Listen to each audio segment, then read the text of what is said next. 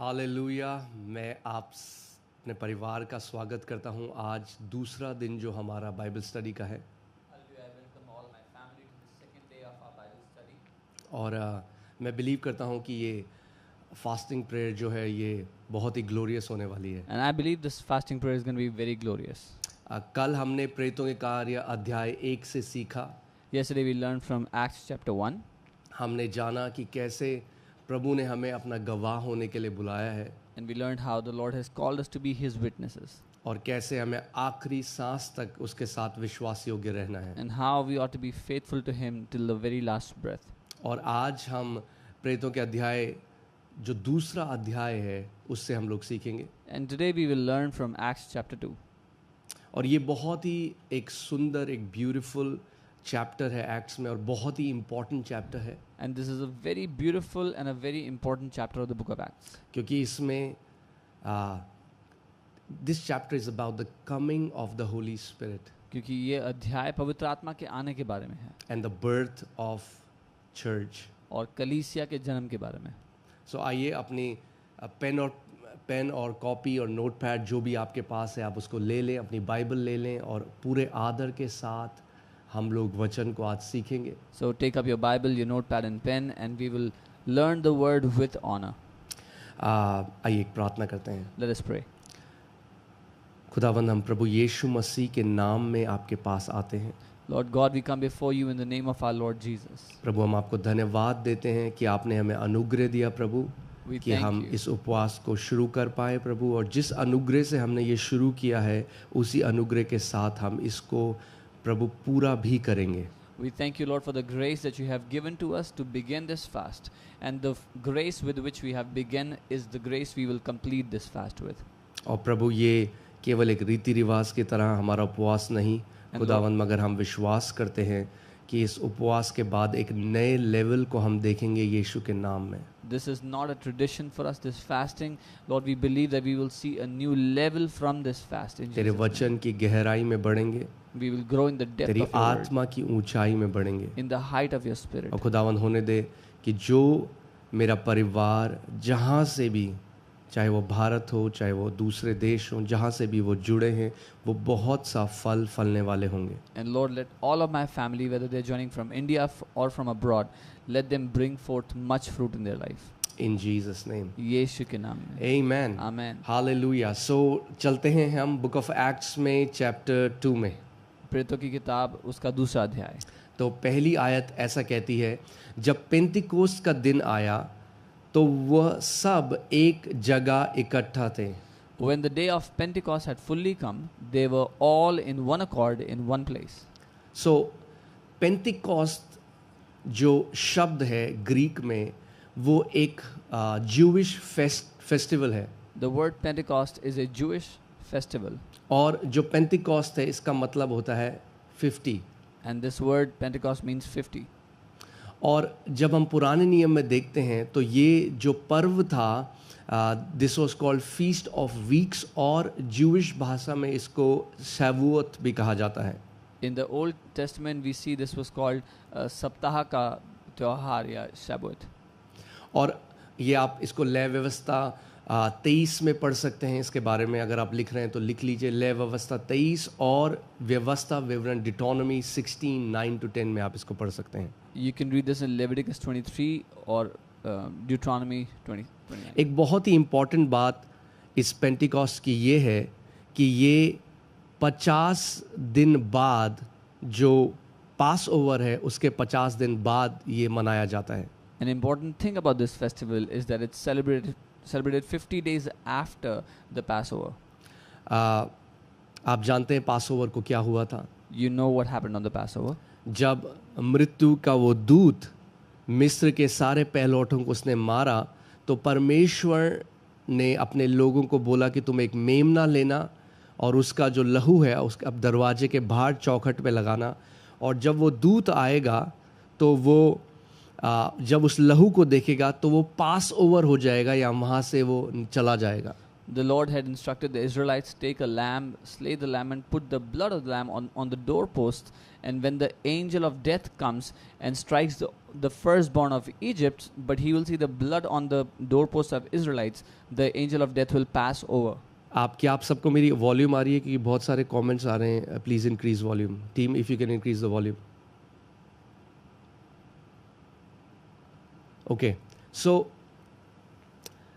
सो ये जब पास ओवर उस दिन हुआ और जो यहूदी लोग फसा का वो पर्व मनाते हैं, पास ओवर का वो पर्व मनाते हैं, उसके 50 दिन बाद ये पेनिकॉस्ट, ग्रीक में इसको पेनिकॉस्ट कहते हैं, मगर ज्यूज़ इसको शैवुअत कहते हैं, वो वाला ये पर्व है.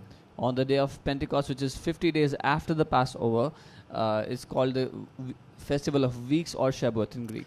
So इसमें जो फसल की कटनी करी जाती है उसको मनाया जाता था, मगर साथ में उस जब इज़राइल के लोग थे, जब उनका छुटकारा उस मृत्यु के दूत से हुआ, उसके 50 दिन बाद सिनाई पर्वत में परमेश्वर ने मूसा को 10 आज्ञाएं दी थी.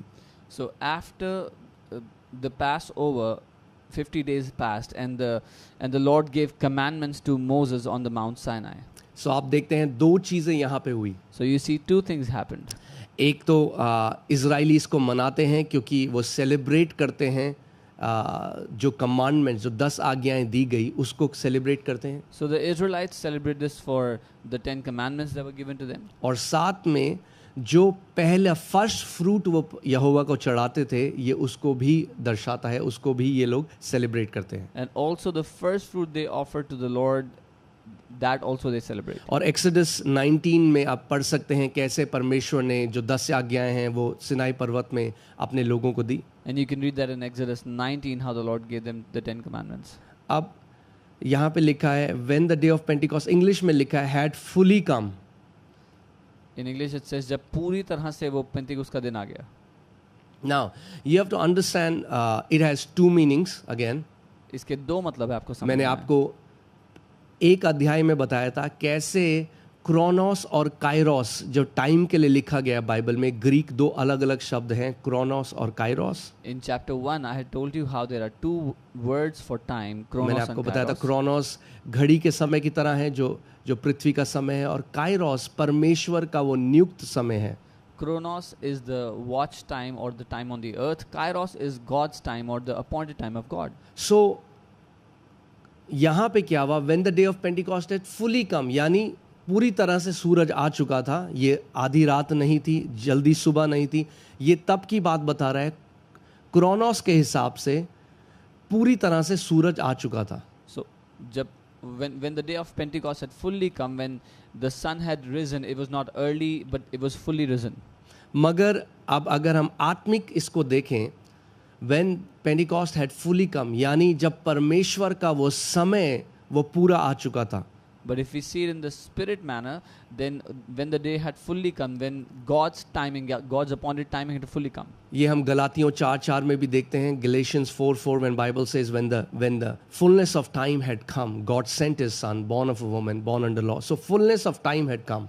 गलातियों 4:4 में वचन कहता है जब समय पूरा हुआ और परमेश्वर ने अपने पुत्र को भेजा जो एक कुंवारी से व्यवस्था के अधीन जन्मा, जब समय पूरा हुआ. ओके, सो हम इस बात को समझते हैं ये वो समय था जब क्रोनोस और काइरोस दोनों एक जगह आए और वो बिल्कुल right exact God appointed moment था. This was the time when Chronos and Kairos came together, and that was the right God appointed time. Okay, अब इसके बाद हम देखते हैं वे सब एक जगह इकट्ठे थे. Now we see they were all gathered in one place. One accord and one place. वो एक मन थे और एक जगह पे थे. ये जो शब्द वन अकॉर्ड है, ये शब्द होमो यानी वैसा ही, और थुमाडॉन यानी एक माइंड का होना, एक आत्मा का होना, एक मन का होना, उसको दर्शाता है. This word is homothumadon, which is the same mind, the same spirit, the same heart. और ये क्यों बहुत ज़रूरी है? And why is it so important? अगर आप NIV बाइबल पढ़ेंगे तो उसमें ये यूनिटी ये हटा दिया है कि they were all in one accord. और ये ऐसा है जैसे सबसे इम्पॉर्टेंट जो चीज़ थी इस आयत में वो न्यू इंटरनेशनल वर्जन ने हटा दी. In the NIV, you see they have removed this place, this thing that they were in one place in one accord, and this is the most important thing that they have removed. यहाँ पे पवित्र आत्मा हमें ये सिखाना चाहता है कि वो केवल एक जगह में कुछ लोगों का इकट्ठा होना काफ़ी नहीं है. ये इम्पॉर्टेंट है जब लोग एक जगह में इकट्ठा होते हैं, मगर केवल एक फिजिकल स्पेस में इकट्ठा होना काफ़ी नहीं है. The Holy Spirit wants to teach us that it's not enough to just gather physically in one location. वो केवल एक जगह इकट्ठा नहीं थे, They weren't just gathered in a place, मगर वो एक मन के, एक आत्मा के भी थे. but they were all one heart, one spirit. अगर मैं इसको ऐसा कह सकूं, unity is the foundation for every revival. If I can say it like this, एकता हर एक बेदारी के पीछे नींव है. आमीन. अगर हम भजन संहिता 133 उसकी पहली आयत में देखें तो उसमें लिखा है, क्या ही भली और मनोहर बात है जब भाई लोग आपस में एक होकर रहें, एक. There is unity among brothers, क्योंकि ये उस तेल के समान है जो उंडेला गया. जब भी आप देखोगे there is unity, there is oil that flows.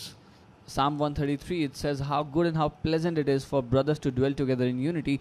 It is like precious oil. When they gather together in unity, it's like a precious oil. Amen. And वहाँ पे बाइबल कहती है, परमेश्वर का वचन कहता है, there God has commanded blessing. And the Bible says, परमेश्वर ने वहाँ पर आदेश दिया है आशीषों के होने के लिए. इसीलिए शैतान पूरी कोशिश करता है कि कैसे कलीसियाओं के अंदर वो डिसयूनिटी डाल सके, क्योंकि उसको पता है अगर डिसयूनिटी होगी तो तेल कभी नहीं बहेगा. This is why the devil wants that somehow he can bring disunity among the churches in the church, that if there is disunity in the church, the oil will never flow.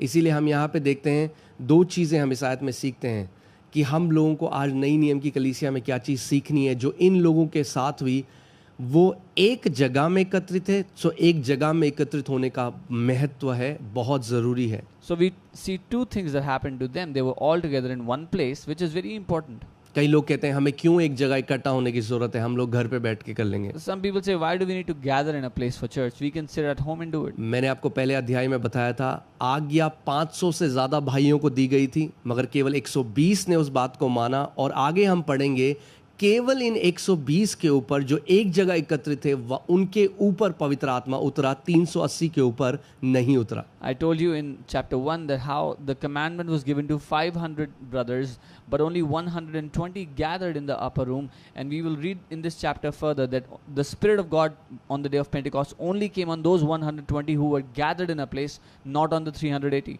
इसीलिए एक जगह एकत्रित होना बहुत महत्वपूर्ण है जब हम साथ में परमेश्वर की आराधना करते हैं. This is why gathering together is so important whenever we worship the Lord. मगर केवल एक जगह में एकत्रित होना काफ़ी नहीं है. But just because you have gathered in one place, that is not enough. आपको एक जगह में इकट्ठा होने के साथ एक मन और एक आत्मा का होना भी ज़रूरी है. After you've gathered in one place, you should also be one heart and one spirit. कई लोग जब इस बात को समझ जाते हैं कि अगर एक जगह में हम एकत्रित होते हैं और हम एक मन के हैं, एक हृदय के हैं, तो वहाँ पर पवित्र आत्मा को उंडेले जाने से कोई नहीं रोक सकता. When some people understand that we must gather in one place and we must be one heart, no one can stop the outpouring of the Holy Spirit in that place. इसीलिए मैंने जैसे आपको बताया कि we have to long for unity in the spirit. Therefore, as I had told you, हमें चाहत होनी चाहिए पवित्र आत्मा में कि हम एक हैं साथ में. अब करोड़ों विश्वासी हैं पूरी दुनिया में, और ये इम्पॉसिबल है कि सारे लोग एक जगह में इकट्ठा हो सके और एक मन के हो सके. Now there are crores of believers across the globe and it's impossible for everybody to gather in one place and be one heart. इसीलिए परमेश्वर ने लोकल बॉडी ऑफ क्राइस्ट रखी है या लोकल कलीसियाएं रखी हैं. This is why the Lord has kept the local body of Christ or your So, local churches. the local church is the expression of the universal body of Christ on the earth. जो local कलीसिया है वो मसीह की जो पूरी पृथ्वी पर देह है उसका प्रतिबिंब है. Amen. So इसीलिए बहुत ज़रूरी है. मैं फिर इसमें डीप में एक स्क्रिप्चर में अगर हमें बहुत टाइम लग जाएगा अगर मैं यहाँ ज़्यादा रुकूंगा तो, मगर मैं फिर यही बात मैं एम्फसाइज करना चाहता हूँ कि एक जगह गैदर होने का, एक जगह इकट्ठा होने का बहुत महत्व है.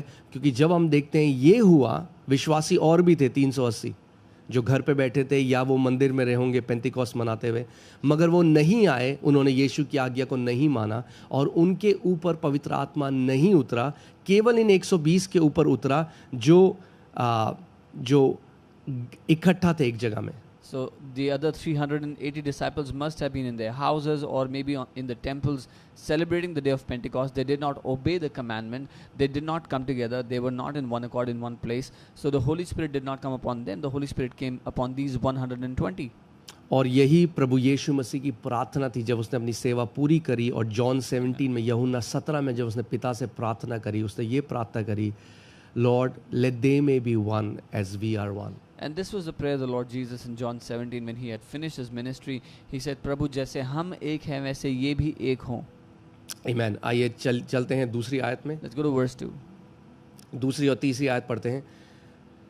एकाएक आकाश से बड़ी आंधी की सी सनसनाहट का शब्द हुआ और उससे सारा घर जहां वे बैठे थे गूंज गया और उन्हें आग की सी जीभें फटती हुई दिखाई दी और उनमें से हर एक पर आ ठहरी।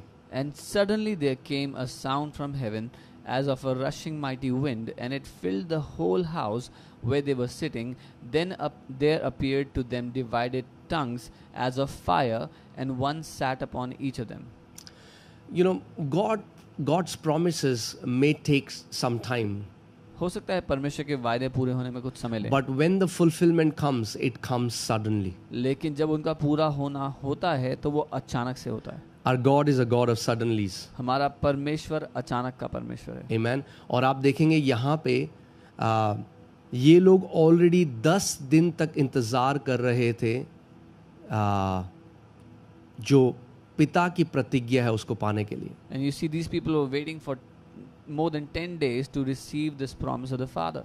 Amen. मैंने आपको कल भी बताया था कि प्रभु ने कहा यरूशलेम में ठहरे रहना, मगर ये नहीं बताया कितने दिन. आप अगर प्रभु आपको वेट करने के लिए बोले, और जो आज की जनरेशन है स्पेशली, हम शायद 1 घंटा वेट करें, शायद 2 घंटा वेट करें, मगर सोचिए ये लोग एक कमरे में इंतज़ार कर रहे हैं. 1 घंटा बीत गया, 2 घंटा बीत गया, 4 घंटा, 8 घंटा. उन्हें पता है कि प्रभु यीशु मसीह ने अगर बोला है तो वो होगा, भले ही उन्हें एकदम वो चीज़ होते हुए नहीं दिख रही. आप सोचिए 1 दिन हो गया, 2 दिन हो गया, 3 दिन हो गया, 4 दिन हो गया, 5 दिन हो गया, कुछ नहीं हो रहा है, मगर वो बैठे हैं क्योंकि उन्हें पता है अगर हमारे प्रभु ने बोला है वो झूठ नहीं बोल सकता. हम बाट जोते रहेंगे उस वचन की जो प्रभु ने बोला है. I had told you yesterday the Lord asked them to wait in Jerusalem until they receive the promise of the Father. And if today's generation had to wait, maybe we'll wait for an hour and then give up. But then these people were waiting for 1 hour, 4 hours, 8 hours, 1 day, 2 days, 5 days. They did not give up because they knew our Lord has promised and He is not a liar. He is faithful. If He has promised, He will do it. अब सोचिए 5 दिन वो प्रार्थना कर रहे हैं, वो बैठ रहे हैं, वो बाट जो रहे हैं. 6 दिन, 7 दिन, 8 दिन, 9 दिन, अब 10वां दिन है. Imagine they were praying, gathered already 5 days, 6th, 7th, 8th day, 9th day. Now it's the 10th day. अब जब पेंटिकोस्ट का दिन it fully came, अब वो God appointed moment आ गया. Now when the day of Pentecost had fully come, when that God appointed moment, वो परमेश्वर का समय आ गया. यहाँ पे हम एक चीज़ और पाते हैं, इसीलिए किसी भी परमेश्वर के काम के लिए परमेश्वर और मनुष्य की सहभागिता बहुत ज़रूरी है. And this is why we also find out here that for any work of God, the partnership of God and man is very कई important. लोग सोचते हैं प्रभु को जो करना है वो कर देगा, Some people think what God has to do, He will do. और अगर ऐसा होता तो वो हर किसी पर आत्मा उंडेलता, उन 500 भाइयों पर भी उंडेलता जिनको यीशु दिखाई दिया, जिनको उसने आज्ञा दी. मगर उंडेला, पवित्र आत्मा का उंडेला जाना केवल 120 के ऊपर हुआ क्योंकि वो आज्ञा को मान रहे थे और पवित्र आत्मा के आने की बाट जो रहे थे. If it was so that God will do whatever He wants to do, then He would have poured His Spirit out on the 380 as well, on the entire 500 brothers. But He only did it on those 120 who were waiting for the promise of the Father, the Holy Spirit. Amen. अब सोचिए 10 दिन हो गया और जब 10वां दिन हुआ, suddenly, अचानक से there came a sound from heaven. Now, they had waited for 10 days, and when the 10th day had fully come, अचानक से suddenly they heard the sound from heaven. स्वर्ग से आवाज उनको सुनाई दी. और वो क्या देख रहे हैं, स्वर्ग से क्या आवाज हुई? बड़ी आंधी, केवल आंधी नहीं, बड़ी आंधी. And what was that sound from heaven? Of a rushing mighty wind. आप कभी बाहर अपने आप देखते हैं दिल्ली में भी कभी जब मौसम खराब होता है, आप बाहर हैं, बड़ी आंधी आ रही है, कैसा आपको वो दिखाई देता है. वैसे ही कमरे के अंदर भी उनके अब वैसे ही एक बड़ी आंधी की आवाज का शब्द हो रहा है. Sometimes when the weather is rough, you see there's rushing wind, and that's how in their room they were now hearing a rushing wind.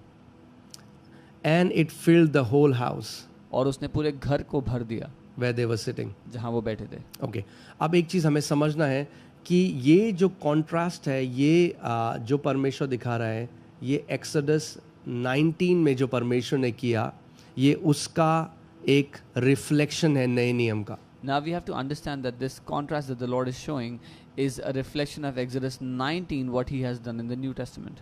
आप देखते हैं एक्सोडस 19 में there were thunderings and lightnings and thick cloud upon Mount Sinai. You see in Exodus 19 बिजली चमक रही थी, तेज तूफान आ रहा था और उस सिनाई पर्वत के ऊपर. और उस समय परमेश्वर ने मूसा को 10 आज्ञाएं दी. लॉ वाज गिवन, व्यवस्था दी गई. In that time the Lord gave the 10 commandments to Moses.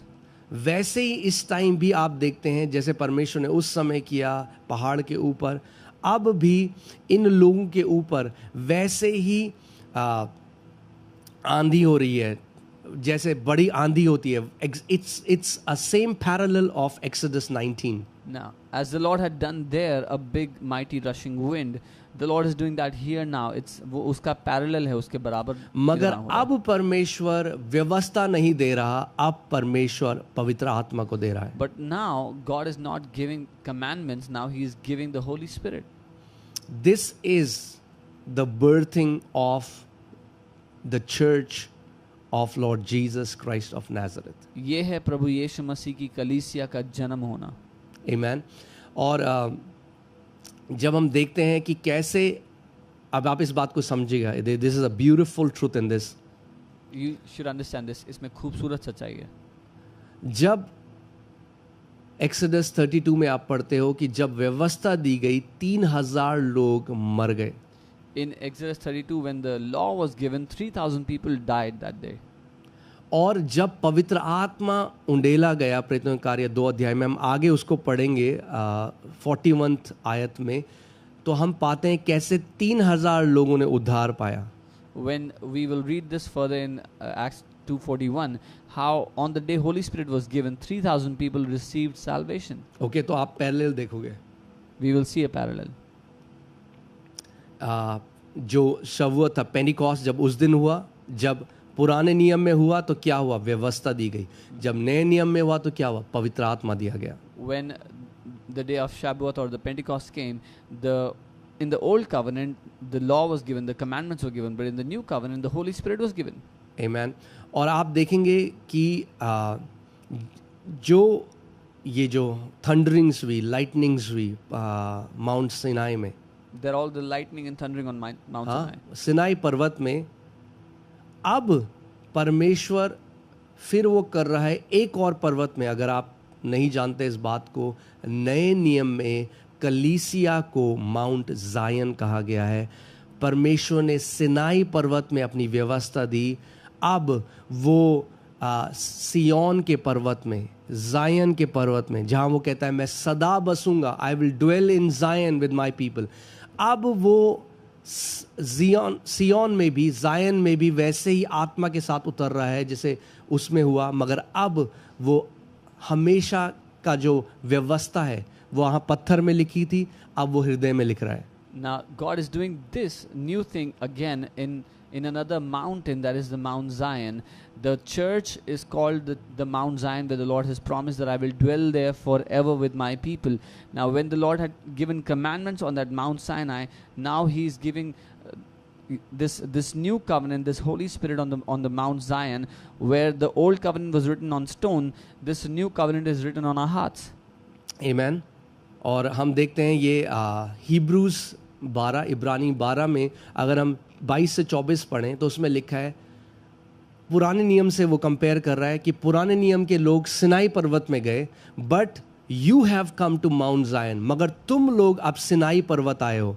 ये सारे विश्वासियों के लिए आत्मिक रीति से अब कलीसिया माउंट जायन है. And we see that it says that the old covenant was on Mount Sinai, लेकिन तुम सियोन पर्वत पर आए हो, you have come to Mount Zion. If we see the scripture, it says, but you have come to Mount Zion, to the city of the living God. तुम सियोन पर्वत पर आए हो जो जीवित परमेश्वर का शहर है. यीशु ने अपने लोगों को देखकर कहा, तुम वो नगर हो जो पहाड़ की चोटी पर रखा गया है. Jesus saw his people and said, you are the city set on the hilltop. But you have come to Mount Zion. तुम सियोन पर्वत पर आए to हो, the city of living God, जीवित परमेश्वर to के शहर, heavenly Jerusalem. The स्वर्गीय heavenly यरूशलेम। Jerusalem. So, God's people, the church today is the heavenly Jerusalem. परमेश्वर के लोग जो कलीसिया है आज वो स्वर्गीय यरूशलेम है। And then आगे जब आप पढ़ेंगे to innumerable company of angels, to the general अनगिनत assembly, and स्वर्गदूत। church of the firstborn. अनगिनत स्वर्गदूतों के बीच में, कलीसिया की मंडली के बीच में, जो पहलौठों की, पहले जन्मों की मंडली है। So Mount Zion को क्या क्या कहा गया इस टेक्स्ट में अगर आप देखेंगे, the city of the living God, What all is Mount Zion called? जीवित परमेश्वर का शहर, heavenly Jerusalem, स्वर्गीय यरूशलेम, church of the firstborn.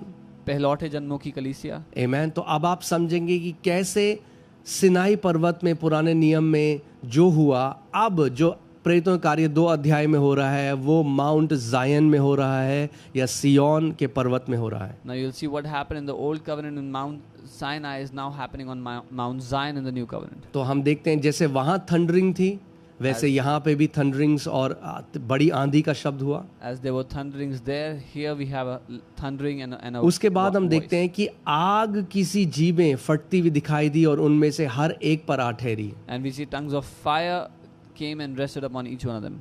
आमेन। और यही आप एक्सोडस 3 अध्याय में भी देखोगे कि वहां पे भी सिनाई पर्वत के ऊपर क्या हुआ, आग उतरी। You will see this in Exodus 3rd chapter that fire came upon the Mount Sinai. 19वें में भी आप देखोगे, 3 में आप देखो जब मूसा से परमेश्वर ने बात करी, झाड़ी से आग के द्वारा बात करी, और 19वीं आयत में आप देखोगे कि सिनाई पर्वत के ऊपर आग उतरी। You will see how God spoke to Moses through a burning bush and how fire came upon the Mount Sinai. और अब आप देखते हो कि अपने 120 के ऊपर अब आग की जीभें फटती हुई दिखाई दी। And now you see here that tongues of fire came and rested upon the 120. और उनमें से हर एक पर आ ठहरी। And they came upon each one of them. कुछ पे नहीं, Not on some of them, हर एक पे। on each one ये of them. दर्शाता है परमेश्वर का हृदय, This shows the heart of the Father. कि परमेश्वर अपनी आग को हर एक विश्वासी के ऊपर उंडेलना चाहता है। That God wants to pour His fire upon each and every believer. Amen. Amen. और इंग्लिश बाइबल में ऐसा लिखा है डिवाइडेड टंग्स, अलग अलग जो वो जीभें थी अलग अलग थी। It represented different diversity, different people. The English Bible says divided tongues. It shows diversity. अलग-अलग लोग. ओके, 4 अध्याय में आते हैं। और वे सब पवित्र आत्मा से भर गए और जिस प्रकार आत्मा ने उन्हें बोलने की सामर्थ दी वे अन्य अन्य भाषा बोलने लगे। Verse 4. And they were all filled with the Holy Spirit and began to speak with other tongues as the Spirit gave them the utterance. Amen. फिर से मैं इस जगह में से हम एक चीज सीखेंगे, कितने 120 में से कितने लोग भरे गए? We learned something here. Out of 120, how many people got filled? वे सब, Bible English Bible says all were field. The English Bible says all of them. सब के सब भरे. आज कई लोग कहते हैं नहीं ये परमेश्वर की इच्छा नहीं, हर किसी को पवित्र आत्मा से भरना, कुछ के लिए है, सब के लिए नहीं है। अगर हम वचन से देखें तो पवित्र आत्मा का बपतिस्मा सब के लिए था जब कलीसिया शुरू हुई और आज भी सबके लिए है। Today some people say no, the baptism of Holy Spirit is not for everybody, but if we see from the word and we see the heart of God, the baptism of Holy Spirit was for everyone when the church was born, and even today this baptism of Holy Spirit is for everyone. ये दुख की बात है कि कैसे शैतान ने traditional teaching से कई विश्वासियों को अज्ञानता में रखा है कि ये तुम्हारे लिए नहीं है, ये सबके लिए नहीं होता, ये कुछ लोगों के लिए होता है। It is a sad thing how the devil has kept many people in ignorance and darkness by giving them wrong teachings about this gift is not for everyone, it's only for few people. Amen. ये सबके लिए था, This was for everyone और ये सबके लिए है। and this is for everyone. Amen. Amen. अब हम आगे देखते हैं क्या हुआ। और जब वो भर गए पवित्र आत्मा से तो कुछ हुआ। When they were all filled with the Holy Spirit, something happened. और जिस प्रकार आत्मा ने उन्हें बोलने की सामर्थ दी As the- वे अन्य अन्य भाषा बोलने लगे। As the Spirit gave them utterance, they began to speak with other tongues. Amen. वो अन्य अन्य भाषा बोलने लगे। अब आगे देखते हैं, ये बहुत इंटरेस्टिंग होने वाला है। This is going to be very interesting. आकाश के नीचे की हर एक जाति में से भक्त यहूदी यरूशलेम में रहते थे। And they were dwelling in Jerusalem, Jews, devout men from every nation under heaven. अब अगर आप वचन में देखें तो व्यवस्था के अनुसार हर किसी पुरुष को यरूशलेम में होना था पेंटिकॉस्ट के पर्व के लिए। If we see from the word, every male, every Jewish male had to be in Jerusalem for the Pentecost और festival. यहूदी जो लोग अलग अलग देशों में रहते थे वो सब वापस आते थे यरूशलेम में पर्वों को मनाने के लिए. And the Jewish people that lived in different countries would all come down to Jerusalem to celebrate these festivals. और आप देख सकते हैं इंग्लिश में from every nation. It says हर एक देश से. सो अलग अलग देशों से जो है लोग जो है वहाँ पे थे, यरूशलेम में थे. So people from different nations were there in Jerusalem. क्योंकि उस समय क्या था, एक त्योहार का समय था, पेंटिकॉस्ट का टाइम था. Because it was a time of festival of Pentecost. जब यह शब्द हुआ तो भीड़ लग गई और लोग घबरा गए. When this sound occurred, the multitudes came together and were confused. क्योंकि हर एक को यही सुनाई देता था कि ये मेरी ही भाषा में बोल रहे हैं. Because everyone heard them speak in his own language. Okay, अब आप देख रहे हैं क्या हुआ. हमने पढ़ा अभी कि जिस प्रकार ने आत्मा ने बोलने की उनको लियाकत दी या एबिलिटी दी, वे अन्य अन्य भाषा बोलने लगे. Now you see something is happening. As the Spirit gave them utterance, they began to speak in other tongues. अब वहाँ पे क्या हुआ है, भीड़ लग गई है But now a crowd is gathered. और वो इन लोगों को अन्य अन्य भाषा बोलने सुन रहे हैं. But these people are hearing different tongues. और वो जब इसको सुन रहे हैं तो उन्हें वो अपनी भाषा में सुनाई दे रहा है. And when they are hearing it, they are hearing it in their own language. अब आगे चलते हैं, अब आप देखेंगे इसको और ये Now you ब्यूटीफुल हो जाएगा. वे सब चकित और अचंभित होकर कहने लगे, देखो ये जो बोल रहे हैं क्या सब गलीली नहीं हैं? Then they were all amazed and marveled, saying to one another, Look, are not all these who speak Galileans? क्यों इन्होंने बोला कि गलीली नहीं है? क्योंकि अगर आप यूहन्ना 7:752 में पढ़ें, यूजुअली गैलिलियंस को, गलीली लोगों को ज़्यादा पढ़ा लिखा नहीं माना जाता था. इनफैक्ट उन्होंने ये बोला प्रभु यीशु मसीह को देखकर कि कोई भी भविष्यद्वक्ता गलील से आज तक नहीं आया है. And they said Galileans because the people of Galilee were not considered educated, and when they saw Jesus come from Galilee, they said no prophet has ever come from Galilee. अब आप ये समझिए, क्योंकि इस आयत में बहुत सारा कंफ्यूजन है आज, जो कई लोग कंफ्यूज होते हैं. There is so much confusion because अन्य भाषा में बहुत कंफ्यूजन है, there is so much confusion in क्योंकि unknown कई लोग tongues. बोलते हैं ये केवल पृथ्वी की भाषा है. Some people say this is just earthly languages. और वो एक चीज़ को मिस करते हैं यहाँ पे. एक इम्पॉर्टेंट बात को हमें ध्यान देना है यहाँ पे, जो बाइबल हमें बता रही है. But they miss out on something important. और that ये the मैं Bible is प्रार्थना telling us. करता हूँ कि पवित्र आत्मा आपकी आंखों को खोले इसके लिए. And I pray the Holy Spirit will open your eyes for this. Okay, so अब देखो क्या हो रहा है. पवित्र आत्मा ने क्या किया, जब उन पर उतरा, इन्होंने ये भाषा सीखी नहीं है. वो किसी क्लास में नहीं गए इस भाषा को सीखने के लिए. See what the Holy Spirit has done. These people did not go to a language class to learn these languages. मगर जब पवित्र आत्मा उन पे उतरा, एक सुपर नेचुरल मैनिफेस्टेशन यहाँ पर हो रहा है, एक अलौकिक मैनिफेस्टेशन यहाँ पे हो रहा है. But when the Holy Spirit came upon them, a supernatural manifestation is happening now. आमेन. और वो सुपर नेचुरल मैनिफेस्टेशन क्या है? And what is that manifestation? वो सुपर नेचुरल मैनिफेस्टेशन ये है कि ये लोग एक ऐसी भाषा बोलने लग रहे हैं जो इन्होंने कभी सीखी नहीं. The supernatural manifestation is these people have begun to speak a language that they have never learned. ये पहला है.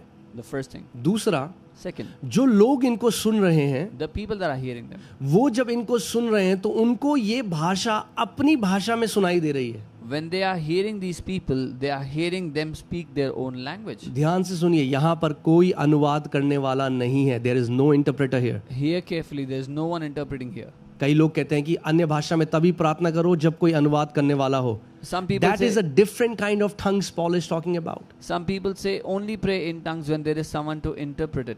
But that वो एक अलग भाषा की बात हो रही है. यहाँ पर आपको ध्यान देना है, पहला कुरिन्थियों 14 उसके 21 से 22 में जो आयत लिखी है, Now tongues are a sign not for believers but for unbelievers.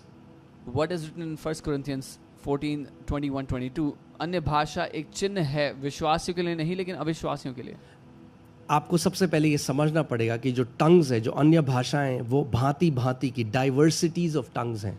These tongues are diversities of tongues, अलग अलग भाषाएं. ये वो अन्य भाषा नहीं है जिसके बारे में पौलुस पहले कुरिन्थियों 14वें अध्याय की दूसरी आयत में लिखता है कि यदि कोई व्यक्ति अन्य भाषा में प्रार्थना करता है या बोलता है तो वो मनुष्यों से नहीं मगर परमेश्वर से बोलता है. वो अलग प्रकार की अन्य भाषा है. This is not what Paul talks about in Corinthians 14 and verse 2. When anyone speaks in tongues, he speaks to God, not to men.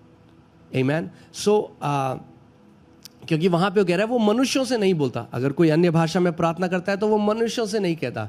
उस प्रकार की अन्य भाषा को हम बोलते हैं tongues for personal edification. Because there he's saying if anyone speaks in tongues, he does not speak to men. Those are called tongues for personal edification. खुद की उन्नति के लिए अन्य भाषा। यानी आप और परमेश्वर के बीच में गूढ़ आप बात कर रहे हैं, आप किसी व्यक्ति को मैसेज नहीं दे रहे, आपकी और परमेश्वर के बीच में। सो अन्य भाषा आपकी और परमेश्वर के बीच में के लिए परमेश्वर ने एक अन्य भाषा रखी है जिसमें आप किसी से बात नहीं कर रहे, केवल आप और परमेश्वर, आप उनसे बात कर रहे हो। अगर एक व्यक्ति अन्य भाषा में बातें करता है तो वो मनुष्यों से नहीं परंतु परमेश्वर से बातें करता है। That is when you are speaking to God and you are speaking mysteries, deep mysteries with the Lord. When anyone speaks in tongues, he does not speak to man but to God.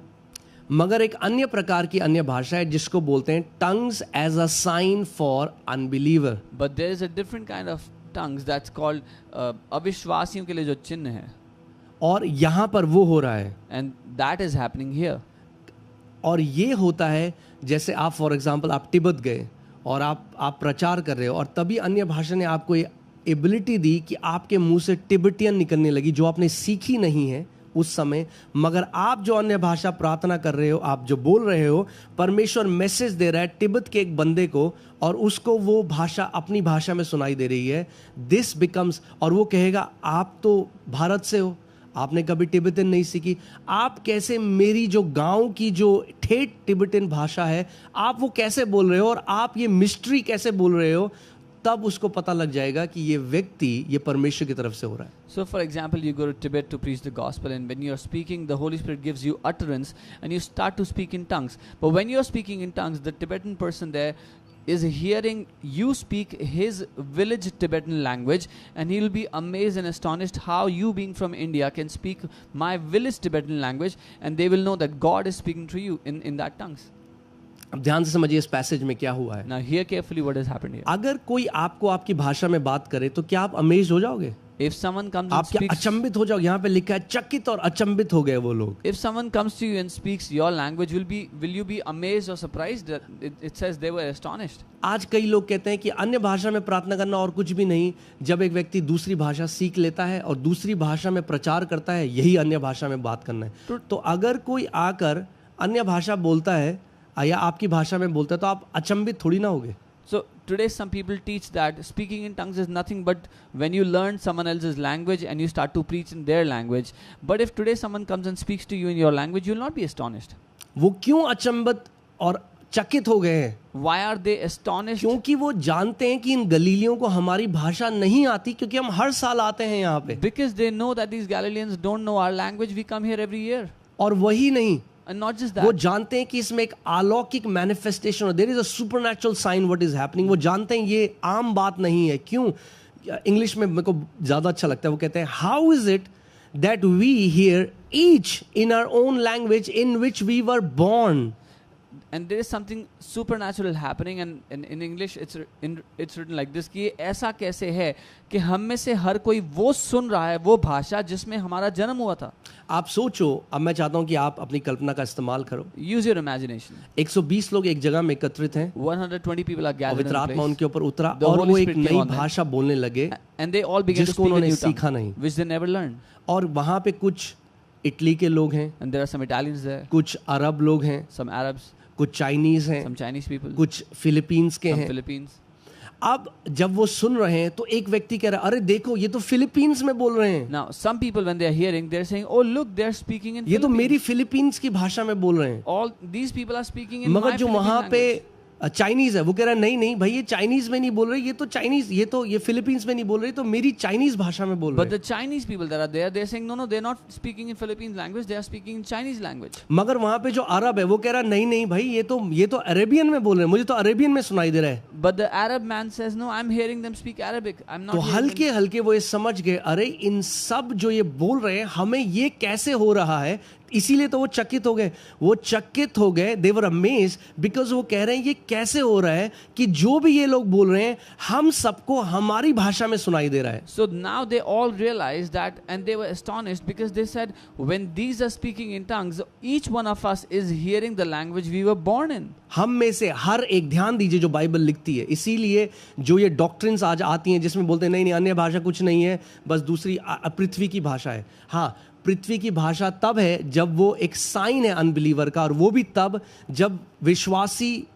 पवित्र आत्मा के द्वारा वो बोलता है, वो भाषा नहीं जो उसने सीखी है. So be careful of all these teachings that have come, that unknown tongues are just earthly languages. Yes, they are earthly languages when it's not someone who has learned it to speak it, but it's given as an utterance to them. यहाँ ये नहीं लिखा कुछ लोग, यहाँ पे लिखा है हम में से हर एक अपनी अपनी जन्म भूमि की भाषा सुनता है. ये क्या चल रहा है? वो कह रहे हैं ये क्या हो रहा है भाई? It doesn't say that some of them, but it says each one of them heard in their own mother tongues, the language they were born in. So hear this.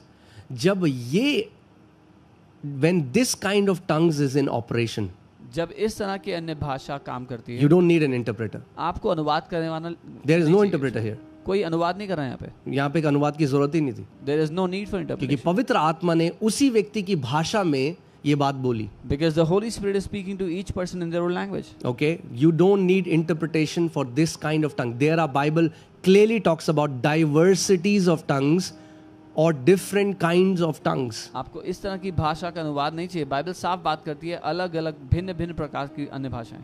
Amen. So ये एक हम लोग यहाँ पे देखते हैं कि ये एक प्रकार की अन्य भाषा है. So we see this is a kind of unknown tongues. आगे हम देखेंगे, और एक अलग प्रकार की अन्य भाषा है जो आपको पर्सनल आत्मिक रीति में बढ़ने के लिए दी गई है. We will see that there's a different kind of unknown tongues that is given to you personally for you to grow. और इसीलिए कंफ्यूजन है क्योंकि लोग इनमें अंतर नहीं जानते. And that's why there's a confusion because people don't know the difference in the two. अब आगे चलते हैं, देखते हैं आगे क्या हुआ. Let's move further and see what happened. अब वो लोग आपस में बात कर रहे हैं, हम जो पार्थी और मेदी और एलामी और मेसोपोटामिया और यहूदिया, कपूदिया, पिंतुस, आसिया और फ्रूगिया और पंफूलिया और मिस्र और लिबिया देश जो कुरेने के आसपास के हैं, इन सब के रहने वाले और रोमी प्रवासी अर्थात यहूदी और यहूदी मत धारण करने वाले क्रेती और अरबी भी हैं, परंतु ध्यान से सुनिए, परंतु अपनी अपनी भाषा में उनसे परमेश्वर के बड़े बड़े कामों की चर्चा सुनते हैं. And now they are all talking among themselves, Parthians and Medes and Elamites, those dwelling in Mesopotamia, Judea, Cappadocia, Pontus, Asia, Phrygia, Pamphylia, Egypt, and parts of Libya adjoining Cyrene, visitors from Rome, both Jews and proselytes, Cretans and Arabs. We hear them speaking in our own tongues the wonderful works of God. आप सुन रहे हैं, आप देख रहे हैं. Can you hear? See ये what's एक happening? दो भाषाएं नहीं, कितनी सारी भाषाएं. पवित्र आत्मा जितने लोग वहां पर जितनी नेशनैलिटी के हैं वो अपनी भाषा में सुन रहे हैं. ये लोग क्या कह रहे हैं? This is not one or two languages. All the people from different nationalities that had gathered there, they were all hearing these people speak in their own language. इसीलिए this was a supernatural manifestation. That's why ये एक अलौकिक प्रकटीकरण था. इसीलिए वो लोग आश्चर्यचकित हो गए, अचंभित हो गए, क्योंकि आपस में जब उन्होंने बात करी तो उन्हें पता चला हर एक व्यक्ति अपनी भाषा में सुन रहा है ये लोग जो बोल रहे हैं. This is why they were astonished because when they talked among each other, they found out that each individual, each nationality is hearing their own language when they are speaking. Okay, आगे देखते हैं. फिर से देखिए लिखा है, और वे सब चकित हुए और घबरा कर एक दूसरे से कहने लगे ये क्या हो रहा है. So it says they were all amazed and perplexed, saying to one another, what could this mean? परंतु दूसरों ने ठट्ठा करके कहा वे तो नई मदिरा के नशे में चूर हैं. Others mocking said they are full of new wine. क्यों वो ये बात कह रहे हैं? Why are they saying that? आपको ये बात समझना पड़ेगा. You have to understand. Okay, फिर से हमने पढ़ा कि अगर ये नेचुरल होता, स्वाभाविक होता, तो कभी भी वो ये नहीं कहते ये क्या हो रहा है, वो घबरा नहीं जाते. If this was a natural thing, they would have never said what is happening. They would have never been so perplexed. मगर वहीं पे कुछ लोग हैं जो उसका ठट्टा कर रहे हैं. But there are some people who are mocking it.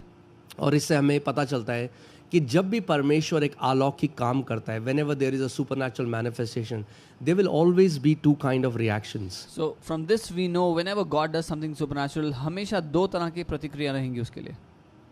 एक, First, who will be in awe and wonder of what God is doing. वो लोग जो हैरानी में होंगे कि प्रभु क्या कर रहा है. और दूसरे, And the second, they are gonna mock it. जो उसका मजाक उड़ाएंगे, ठट्टा करेंगे. अब वो क्यों कह रहे हैं कि नई मदिरा में है? Why are they saying they have drunk new wine? अगर कोई आपको आपकी भाषा से बात करेगा तो क्या आप ये कहोगे? If someone comes to you and speaks your language, will अगर you कोई say? आपको हिंदी में बात करता है, आप बोलोगे कि भाई तू नई मदिरा के नशे में क्यों है? If someone comes to you and speaks to you in Hindi, will you say that you नहीं, drunk आप wine? देखोगे कि वो आत्मा से परिपूर्ण हो चुके थे. अगर शायद आपने कभी कलीसिया में देखा कोई आत्मा से भर जाता है, अगर No, you will see that they were filled with the Holy Spirit. When you've seen in churches when someone is filled with the Holy Spirit, वो आत्मा में भरे हुए थे, they were filled with the Holy वो Spirit. आत्मा में प्रार्थना कर रहे. उनको नहीं पता वो क्या कर रहे हैं. वो तो आत्मा में प्रार्थना कर रहे हैं, मगर पवित्र आत्मा जो वो बोल रहे हैं उनको इंटरप्रेट करके उन लोगों के पास जो अलग अलग नेशंस के हैं उनकी भाषा में उनको सुनाई दे रहा है. They were praying in the Holy Spirit and they did not know it, but each of these different nationalities could hear their own language. Okay, अब आगे देखिए क्या हुआ. And see what happens. हम 14वीं आयत में चलेंगे.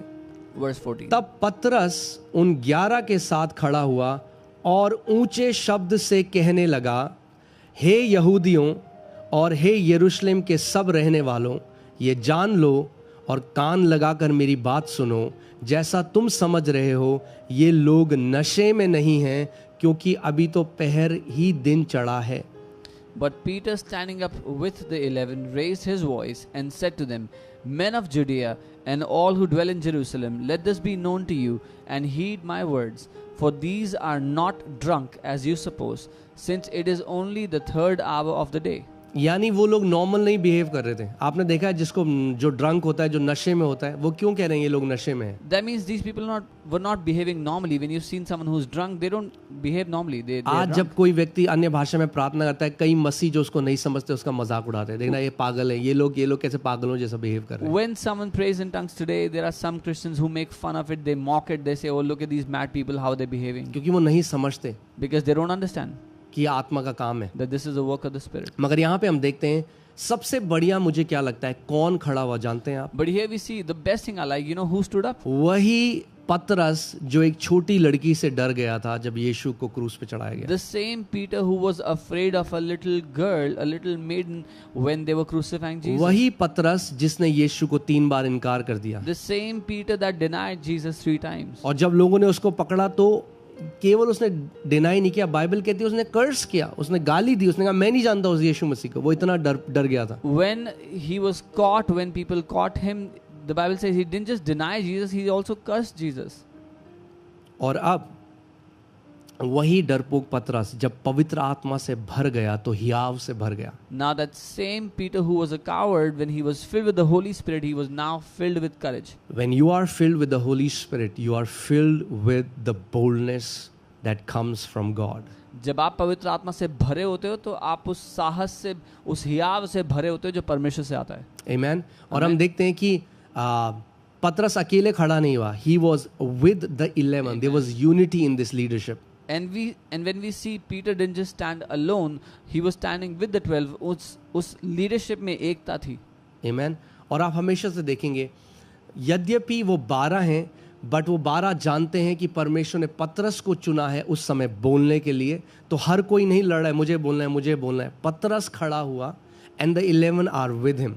And we saw that when they're all standing, they're all together, but they're not fighting. I will speak. Peter is speaking and they're all standing.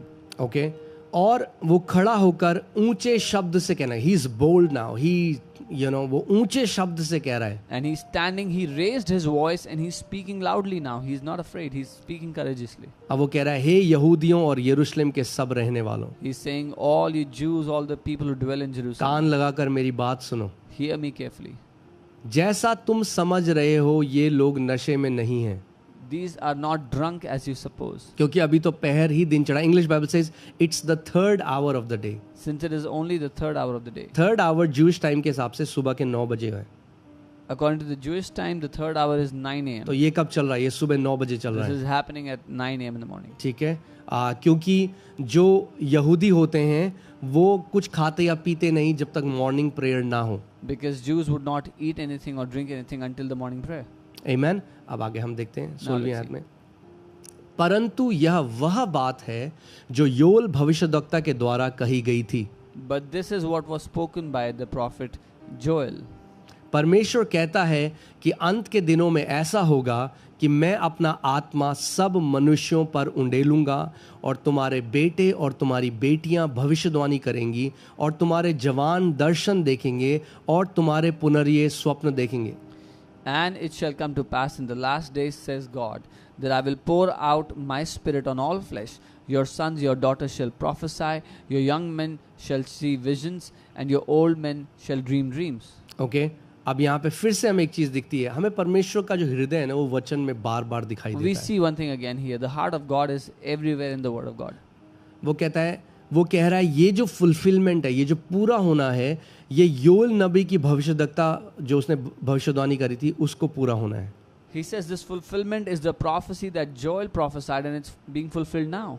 कि वो कहता है अंत के दिनों में, That in the last days. Last days, इसका मतलब लास्ट डेज कब शुरू हुए? So that means when did the last days begin? Acts chapter 2 में हम देखते हैं लास्ट डे शुरू हो चुके थे। The last days began in Acts chapter 2. क्योंकि वो कह रहा है ये जो लिखा है कि लास्ट डेज में ऐसा होगा वो पूरा हो चुका है। Because he says what was written it would happen in the last days has already begun. आमीन। और हम जो अब इस समय में हम जानते हैं प्रभु का आना निकट है, And we know that the coming of the Lord is soon. और इसीलिए हम लोगों को और बढ़ चढ़कर जो हम बेस्ट अपना जीवन जी सकते हैं, जो बेस्ट हम परमेश्वर के लिए जी सकते हैं, हमें वो करना है, क्योंकि वो कहता है देख मैं शीघ्र आने वाला हूँ। And that's why we have to do the best we can for the Lord, live the best we can for Him, because He says, behold, I'm coming back soon.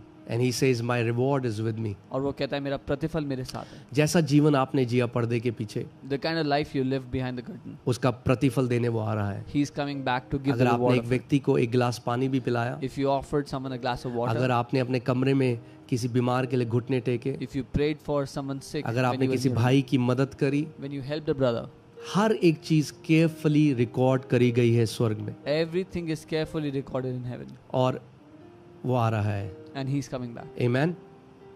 सो अब यहाँ पे लिखा है मैं अपना आत्मा सब मनुष्यों पर उंडेलूंगा। And it says, I will pour out my spirit on all flesh. ये क्या दर्शाता है? What does it show? This is the heart of God. ये पिता का दिल है। He wants to pour his spirit upon all flesh. वो अपनी आत्मा सब पर उंडेलना चाहता है। इसीलिए मुझे बहुत दुख होता है जब मैं कई लोगों से मिलता हूँ, उन्हें शिक्षाएं दी गई हैं कि पवित्र आत्मा का उंडेला जाना हर किसी के लिए नहीं है। This is why I feel very sad when I meet some people who receive such teachings that outpouring of Holy Spirit is not for everyone. पवित्र आत्मा का उंडेला जाना सबके लिए है। The outpouring of the Holy Spirit is for everyone. In fact मैं आपसे ये कहूँ कि इस उपवास प्रार्थना में अगर आप पवित्र आत्मा से नहीं भरे गए, अगर आपने उसका बपतिस्मा नहीं पाया, तो आप भूखे हो जाइए और परमेश्वर को बोलिए, प्रभु आप चाहते हो, मैं चाहता हूँ, अपनी आत्मा का बपतिस्मा मुझे दे। But I want to tell you in this fasting prayer, if you've not been baptized with the Holy Spirit, be hungry and tell the Lord, Lord, I want this baptism of your Spirit, fill me. Okay और क्या होगा जब पवित्र आत्मा लोगों पर उतरेगा? तो वो कहता है तुम्हारे बेटे तुम्हारी बेटियां भविष्यवाणियां करेंगी, वो दर्शन दिखाएगा जवान लोगों को, और जो पुराने बूढ़े लोग हैं वो स्वप्न देखेंगे। And what happens when Holy Spirit is poured out on you? Your sons and your daughters shall prophesy, your young men shall see visions, your old men shall dream dreams. सो तीन चीज़ों में फोकस करूँगा, prophecy, So three things. Visions और dreams. भविष्यवाणी, दर्शन और स्वप्न। यानी पवित्र आत्मा से जब आप भर जाओगे, ये तीन चीज़ें आपके जीवन में वो करेगा। आपके द्वारा भविष्यवाणी करेगा, आपको दर्शन दिखाएगा, और आपको स्वप्न भी दिखाएगा। When you are filled with the Holy Spirit, these three things He will do in your life. He will give you prophecies, He will show you visions, He will show you dreams. याद रखिएगा तीन चीज, ये तीन बातें, prophecy, भविष्यवाणी, visions Darshan, and dreams. स्वप्न। आमेन। अगर आप आत्मा से भरे हुए हैं, If you are filled with the Spirit, you will be filled with the prophecies of God। आप परमेश्वर की भविष्यवाणियों से भरे होंगे। आपके द्वारा परमेश्वर लोगों से बात करेगा, परमेश्वर आपको भी prophetic words देगा। God will speak to people through you, and God will give you prophetic words. हाँ, आप दर्शन, परमेश्वर आपको दर्शन देगा, God will give you visions, और परमेश्वर आपको स्वप्न देगा। and God will give you dreams. Okay, अब 18वीं आयत में आते हैं। Verse 18. वरन मैं अपने दासों और अपनी दासियों पर भी उन दिनों में अपनी आत्मा में से उंडेलूंगा और वे भविष्यवाणी करेंगे। And on my men servants and on my maid servants I will pour out my spirit in those days, and they shall prophesy. और मैं ऊपर आकाश में अद्भुत काम और नीचे धरती पर चिन्ह अर्थात लहू और आग और धुएं का बादल दिखाऊंगा। I will show wonders in heaven above and signs in earth beneath, blood and fire and vapor of smoke. Okay हम लोग देखते हैं कि जो कई चिन्ह हैं जो प्रभु यीशु मसीह के आने के हैं, कई पूरे हो चुके हैं, कई पूरे हो रहे हैं. We see many signs of coming back of the Lord Jesus have already been fulfilled. Some are being fulfilled. आमीन. और हम देखते हैं कि यहाँ पे वो योएल नबी की भविष्यवाणी बता रहा है. अब 20वें आयत में चलते हैं. He's talking about the prophecy of Joel here. Let's go to Prabhu verse के 20. महान और तेजस्वी दिन के आने से पहले सूर्य अंधेरा और चांद लहू सा हो जाएगा, और जो कोई प्रभु का नाम लेगा वो उद्धार पाएगा. The sun shall be turned into darkness and the moon into blood before the coming of the great and awesome day of the Lord. And it shall come to pass that whoever calls on the name of the Lord shall be saved. आमीन. Amen. अब हम यहाँ से देखते हैं कि यहाँ पे सबसे बढ़िया बात लिखी है कि जो कोई प्रभु का नाम लेगा वह उद्धार पाएगा. The best thing that is here is whoever calls on the name of the Lord shall be saved. Okay. Now, I know when it talks about the sun becoming dark and the moon into blood, ये एक बिल्कुल अलग teaching है. अगर मैं इसमें जाऊँगा तो फिर हम आगे कंटिन्यू नहीं कर पाएंगे. इसके लिए हमने एक रेवलेशन की सीरीज शुरू करी थी और शायद दोबारा हम करेंगे उसमें.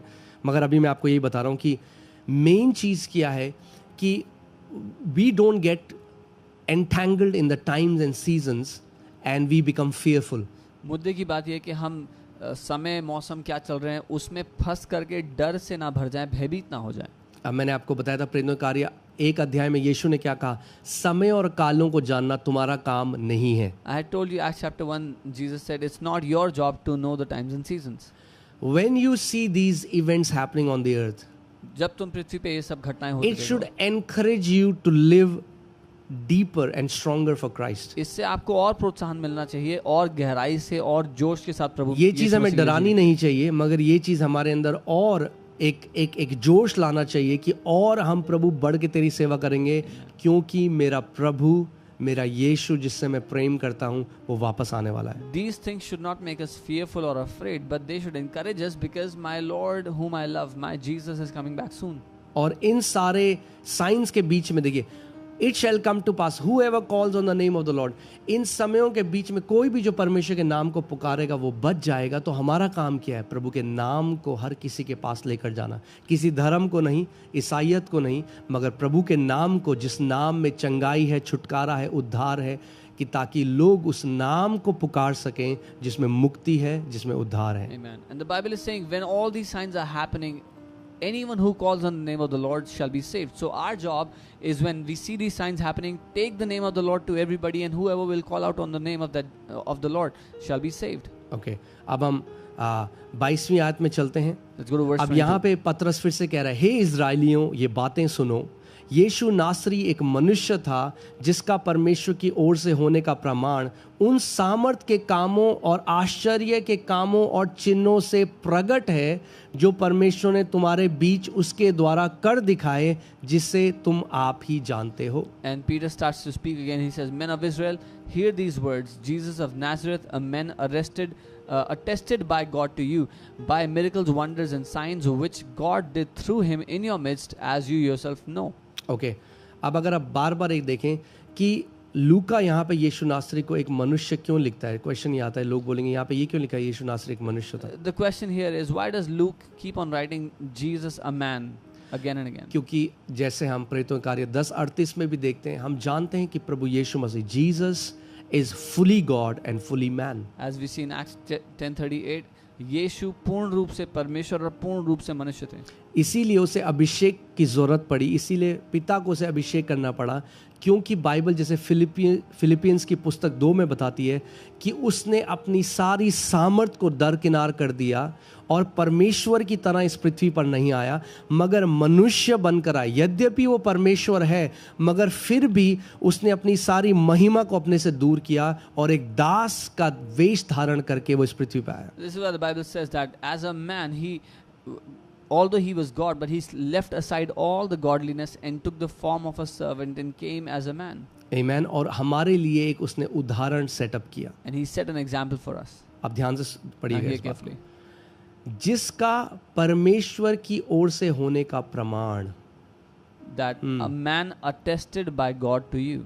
आज कैसे पता चलेगा आपको कि कोई व्यक्ति परमेश्वर की ओर से है? Now, today, how will you know if a man is from God? कोई भी ज्ञान की बातें आज कर सकता है, कोई भी Any- बड़ी बड़ी बातें आज कर सकता है. Anyone can come and talk big things, things of knowledge today. वो कह रहा है उसका परमेश्वर की ओर से होने का प्रमाण क्या था? उन सामर्थ के कामों और आश्चर्य के कामों और चिन्हों से वो प्रकट हुआ. And Peter is saying, how did God attest Jesus to you? How did God attest him? He says, by miracles, wonders, and signs which he did. अब ध्यान से सुनिए, कई लोग आज क्या बोलते हैं, किसी भी सेवकाई में जहाँ चिन्ह और चमत्कार होते हैं, वो कहते हैं ये गलत सेवकाई है, ये लिखा है कि अंत के समय में झूठे भविष्यद्वक्ता आएंगे जो चिन्ह चमत्कार. You cannot blatantly put that scripture upon every ministry that is walking in signs and wonders. And today many people say, if there's any ministry walking in signs and wonders, they say, it is written in the last days, false teachers will come who will show signs. आप उठा करके इस बात को हर एक सेवकाई पे नहीं चिपका सकते जहां परमेश्वर चमत्कार कर रहा है. आपको ध्यान देना है कि जो सामर्थ के काम हो रहे हैं, जो आश्चर्य के काम हो रहे हैं और जो चिन्ह परमेश्वर कर रहा है, क्या वो उन लोगों को परमेश्वर के नजदीक ला रहा है या वो परमेश्वर से दूर ले जा रहा है? You must see whether the miracles, wonders, signs that are happening, are they taking people towards God or are they taking people away from God? अगर वो सामर्थ, और कई लोग कहते हैं कि ये केवल जो है अंत के समय में झूठे भविष्यद्वक्ता है चिन्ह करेंगे, और वो कई लोग कहते हैं कि दूसरी आत्माओं से ये होते हैं. तो मैं आपसे एक सवाल पूछना चाहता हूँ, क्या शैतान ही आज झूठे चिन्ह और चमत्कार कर रहा है? क्या परमेश्वर ने सामर्थ के काम करना बंद कर दिया? क्या परमेश्वर ने चिन्ह और चमत्कार करना बंद कर दिया है और केवल शैतान इस बात को कर रहा है और परमेश्वर अब नहीं करता? And today when such people say such things, they say, oh, only false teachers show such signs. So my question to you is only the devil showing such false signs and wonders today? Is God not doing signs and wonders today anymore?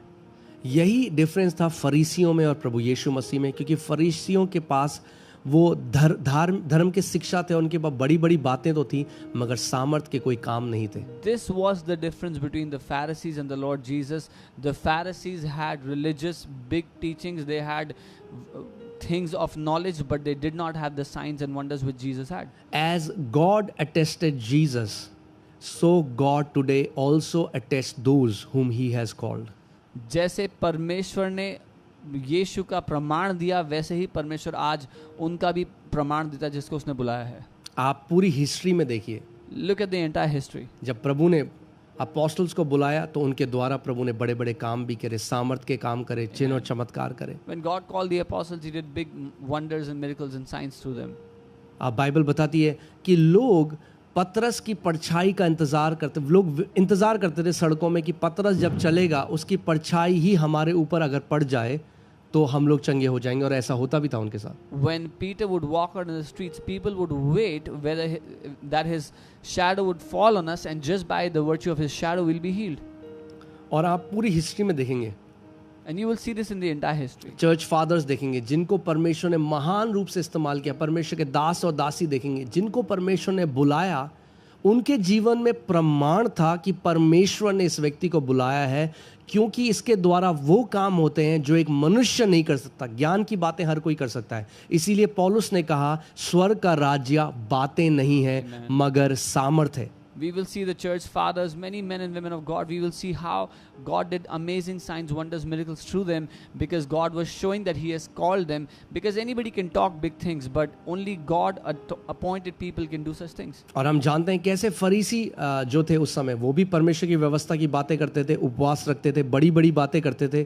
और फिर वो कह रहा है, इजराइलियों सुनो, यीशु नासरी जो एक मनुष्य था, तुम्हारे लिए मनुष्य बनकर आया, उसका परमेश्वर होने का प्रमाण क्या था? जो सामर्थ के काम, आश्चर्य के काम और चिन्हों से प्रकट हुआ कि वो परमेश्वर की ओर से था. And to all the Pharisees, religious leaders that had big knowledgeable talks to give, big things to say, but now Peter is saying that Jesus of Nazareth, a man attested by God. What was the sign he was attested by God? Miracles, wonders and signs which God did through him in your midst. अब आगे पढ़िए, जो भी ये सामर्थ के काम थे, आश्चर्य काम थे, चिन्ह थे, जो परमेश्वर ने तुम्हारे बीच उसके द्वारा कर दिखाए. करने वाला कौन था? परमेश्वर. आज भी सामर्थ के काम, चिन्ह चमत्कार कौन करता है? परमेश्वर करता है अपने बुलाए हुए लोगों के द्वारा, मगर करने वाला परमेश्वर है. Amen. And it says miracles, wonders and signs which God did. Even today, God does miracle signs and wonders through His people. God does them. Amen. So आपको ये समझना है कि आज भी वो सेवकाइयाँ जिनको परमेश्वर ने बुलाया है, वो अपने दास जिनको परमेश्वर ने बुलाया है, उनके द्वारा परमेश्वर आज भी बड़े बड़े कामों को करता है। और क्योंकि शैतान ऐसी सेवकाइयों से डरता है, तो वो क्या डाल देता है कि जहाँ भी चिन्ह चमत्कार हो रहे हैं उन कलीसियाओं में मत जाओ, क्योंकि ये झूठे भविष्यद्वक्ता हैं, अंत के समय में झूठे भविष्यद्वक्ता आएंगे। So even today, God does miracle signs and wonders through the people He appoints. God does those miracles, but because the devil is afraid of such ministries, so he spreads these lies that don't go to those ministries, because false teachers will come and they will show signs. आपको एक बात समझनी है, अगर जो counterfeit है, जो नकली है, नकली तभी हो सकता है जब असली भी है। You have to understand, if there is something counterfeit, the counterfeit can only exist if there is something original. क्या आपने कभी 700 का नकली नोट देखा है? Have you ever seen a 700 rupees नहीं fake है, note? क्योंकि No. 700 का असली नोट नहीं है। Because there is no original note अगर of कोई आपको 700. 700 का नकली नोट देगा, आप उसी समय पहचान जाओगे ये नकली है, क्योंकि असली 700 का नोट नहीं है। If you see a 700 note, you will immediately know this is fake, because there is no original 700 तो note. शैतान उसी चीज की नकल कर सकता है जो सच में असली में है। The devil can only counterfeit that which truly exists. अगर झूठे चिन्ह और चमत्कार हैं, वो इसीलिए हैं क्योंकि सच्चे चिन्ह और चमत्कार भी हैं। If there are fake signs, then that is only because there are true signs and wonders. आमेन। मगर कुछ ऐसी चीज़ें हैं जो आप देखोगे, जैसे आज कई लोग बोलते हैं, दूसरी जगह जहाँ चिन्ह और चमत्कार होते हैं, आप देखोगे कई बाबा जो गुरु करते हैं, जब चिन्ह और चमत्कार होगा, चाहे कई लोग कहते हैं आज वहाँ पे भी तो चिन्ह और चमत्कार होता है, वहाँ पे भी तो चंगाई होती है, मगर वहाँ पे आप कभी नहीं देखोगे कि वहाँ पे जो लोग चंगे हुए वो प्रभु यीशु मसीह को महिमा देते हैं या अपना जीवन यीशु को देख लेते हैं। तो एक जो आश्चर्य काम हुआ, जो एक सामर्थ्य का काम हुआ, उसका फल देखो कि उसका फल क्या उस व्यक्ति को परमेश्वर के करीब ला रहा है या परमेश्वर से दूर ले जा रहा है। And today there are some babas or some gurus that may show a sign, and people say, see, there's signs happening there as well. But what is the outcome? When do you see that those people who get healed or see a sign, do they confess the Lord Jesus? Do they come close to the Lord, or do they go away from Him? हम हर Sunday को देखते हैं कैसे इतने सारे लोग जो मसीह को नहीं जानते थे, जब उन्हें पता चला प्रभु के बारे में, तो जब वो आए कलीसिया में, प्रभु ने उनके जीवन में बड़े बड़े काम किए, कुछ एड्स से चंगे हो गए, कुछ कैंसर से चंगे हो गए, और आज पूरा परिवार प्रभु यीशु मसीह को उन्होंने अपना जीवन दे दिया, और आज वो एक बड़े गवाह, पैशनेट गवाह हैं, और कई लोगों को लेकर आते हैं, वो लोग चंगे होते हैं। तो हम देखते हैं कि जो आज भी इस बात को समझो आप कि genuine miracles, genuine signs and wonders आज भी कलीसिया में हैं।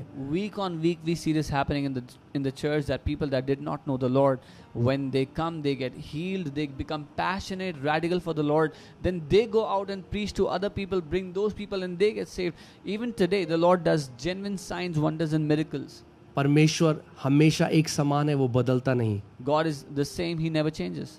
अगर परमेश्वर ने यीशु नासरी का प्रमाण दिया कि वो परमेश्वर की ओर से था सामर्थ के कामों से, तो आज भी परमेश्वर प्रमाण देता है अपने लोगों का कि ये मेरे लोग हैं, मैंने इन्हें बुलाया है सेवकाई में सामर्थ के कामों के द्वारा। If God gave evidence of Jesus that God has called him by miracle signs and wonders, that even today God gives evidence that He has called His people by the signs, wonders and miracles He does to them. और मैं आपको एक बात कहूँ, शैतान नफरत करता है ऐसी जगहों से जहाँ पे परमेश्वर के अद्भुत काम होते हैं, क्योंकि वो उसे कोई प्रॉब्लम नहीं है।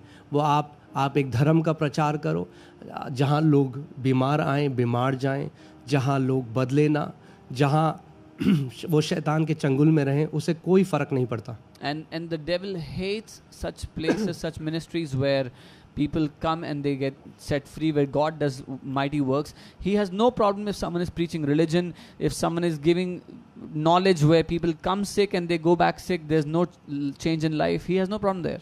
मगर उसे पता है कि अगर ऐसे परमेश्वर के दास खड़े हो गए जिनको परमेश्वर ने चुना है और सामर्थ के काम होने लगे, तो उसको पता है कि मल्टीट्यूड्स विल गेट सेव्ड, एक बड़े भीड़ जो लोग हैं वो बचाए जाएंगे, उसका राज्य तबाह होगा। But the devil knows that if such works of power start to manifest, huge crowds will get saved, they will come to the Lord, and the kingdom of devil will be destroyed. Amen. आज मुझे लगता है आज हम यहाँ पे close करेंगे। 8:30 हो गए हैं। मैं देखते हैं अगर रात को, वरना हम इसको कंटिन्यू करेंगे जो आज हमने जो सीखा है, कि ताकि हम इस चैप्टर को ख़त्म कर सकें। And और मैं रात को फिर से आऊँगा और हम इसको कंटिन्यू करेंगे, अगर आज नहीं तो कल, मगर मैं कोशिश करूँगा कि आज हम लोग इसको कर सकें। I think we will stop here. It's already 8:30, and then we will continue this either tonight or tomorrow. But we'll close this chapter. We'll finish आमीन। this chapter. आइए हम लोग प्रार्थना करें। Let us pray. खुदावंद, हम आपके पास प्रभु यीशु मसीह के नाम में आते हैं। Father God, we come before you in the name of our Lord Jesus. आप एक अच्छे और प्रेम करने वाले पिता हैं। You are a good and a loving Father. आपका वचन कहता है हर एक अच्छा दान और वरदान आपकी ओर से होता है। Your word says every good and perfect gift comes from you. प्रभु, मैं प्रार्थना करता हूँ अपने सारे भाई बहनों के लिए, अपने परिवार के लिए, जो साथ मिलकर हमारे उपवास और प्रार्थना कर रहे हैं। Lord, I pray for all of my brothers and sisters who are with us in prayer and fasting. आपका अनुग्रह उनको बल दे। Your grace will give them प्रभु, जैसे वो ability. अपने कामों में जाते हैं, अपनी जॉब पे जाते हैं, खुदावंद वहाँ पे भी तेरी उपस्थिति का वो बादल उन्हें घेरे रहे। As they go to work, to their jobs, the cloud of your presence would surround them mightily. जितने प्रभु मेरे भाई बहन हैं जो एडिक्शंस में फंसे हुए हैं, जो उससे बाहर आना चाहते हैं, होने दे खुदावंद कि ये 40 दिन एक ऐसा समय हो जब तेरी आग प्रभु उन सब बंधनों को जला दे जिसने उनको बांधा हुआ है। All of my brothers and sisters who are in any addiction, in any bondage, I pray that your fire would completely destroy these bondages that are binding them. खुदावंद, मैं प्रार्थना करता हूँ कि तेरी प्रार्थना का आत्मा, the spirit of prayer and intercession, वो प्रार्थना का आत्मा हर एक व्यक्ति के ऊपर उतरे जो मेरी आवाज़ को सुन रहा है। Lord, I pray your spirit of prayer and intercession would come upon each and every person who's hearing my voice. पवित्र आत्मा जी, आप उनकी मदद करें कि वे सब प्रार्थना करने वाले और वचन में बढ़ने वाले लोग हो जाएं। I pray that all these people would be people of prayer growing in the word. प्रभु, ये 40 दिन प्रभु तेरा वचन कहता है कि यज़ीकियल की पुस्तक में जैसे तूने कहा कि एक जो दिन है वो 1 साल के बराबर हो, तो प्रभु मैं प्रार्थना करता हूँ ये 40 दिन जब वो उपवास करते हैं, जो 40 सालों में उन्होंने आत्मिक बढ़ोतरी नहीं देखी खुदावन, वो इन 40 दिनों के बाद वो अपने जीवन में देखने पाए। Lord, as your word says in Ezekiel, each day shall be like a year. Lord, the growth, the increase they have not seen in their life for years, I pray that each day they will see years worth of increase in their life. अगर वो किसी बीमारी के बंधन में है परमेश्वर, ये आखिरी दिन हो जब वो उस बीमारी को झेल रहे हैं। Lord, if they're in the bondage of any sickness, let this be the last day of that bondage of sickness for their life. अगर कोई पाप के बंधन में वो हैं खुदावन, तो मैं प्रार्थना करता हूँ कि तेरी आत्मा उस पाप के जुए को तोड़ दे कि वे सब एक पवित्र जीवन जीने पाए। Father, if anyone is in the bondage of sin, I pray that that bondage of sin would be destroyed, that they would live a freed life. प्रभु, तेरे आग से भरे हुए धधकते हुए एक गवाह वो बन जाएं यीशु के नाम में। Lord, that they would be your witnesses filled with your fire, consuming fire like flames of fire. In Jesus' name. यीशु के नाम में।